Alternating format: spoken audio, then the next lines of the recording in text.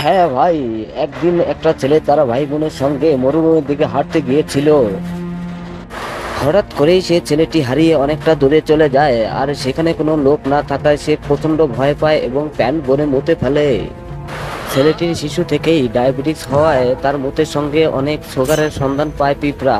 অনেক বড় বড় দাঁতওয়ালা পিঁপড়া অটোমেটিক তার কাছে হাজির হতে লাগলো, আর তা দেখে সে খুব ভয় পেতে লাগলো। ছেলেটি বুঝতেও পারছিল না বড় বড় এই দাঁতওয়ালা পিঁপড়া এত আসছে কোথা থেকে। ছেলেটি ভালো করে লক্ষ্য করে দেখে হাজারো পিঁপড়া তার দিকে ধেয়ে আসছে। সে প্রচন্ড ভয় পায় এবং মা মা করে চিৎকার করতে লাগে। সে বুঝতেও পারছে না কেন হাজারো পিঁপড়া তার চারপাশে অটোমেটিক জড়ো হয়ে যাচ্ছে।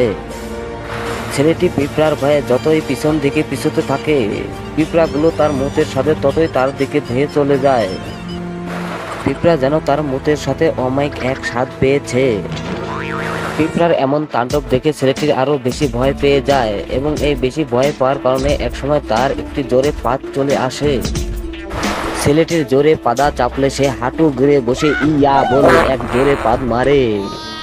আরে ভাই, যেমন তার দেহ তেমনই পাদ। তার পাদ তো নয়, যেন এক ফাটা মাইক বেজে উঠলো। শুধু ফাটা মাইকের মতো পাদের আওয়াজই নয়, শুকনো লঙ্কা পোড়া মরিচের মতো পাদের ভিতর থেকে এক দুর্গন্ধ বের হতে লাগলো। এমন দুর্গন্ধযুক্ত বিরাট পাদ মেরে ছেলেটির চারপাশে চেয়ে দেখে অটোমেটিক সকল দাঁতওয়ালা পিঁপড়াগুলো অটোমেটিক হারিয়ে গেছে। পাদের গন্ধে সকল পিঁপড়া চলে যাওয়ায় ছেলেটি হাসতে হাসতে বাড়ির দিকে চলে গেল। আরে ভাই, পাদ মারা কি মজা বুঝতে পেরেছেন তো? একেই বলে ভাই পাদের ম্যাজিক।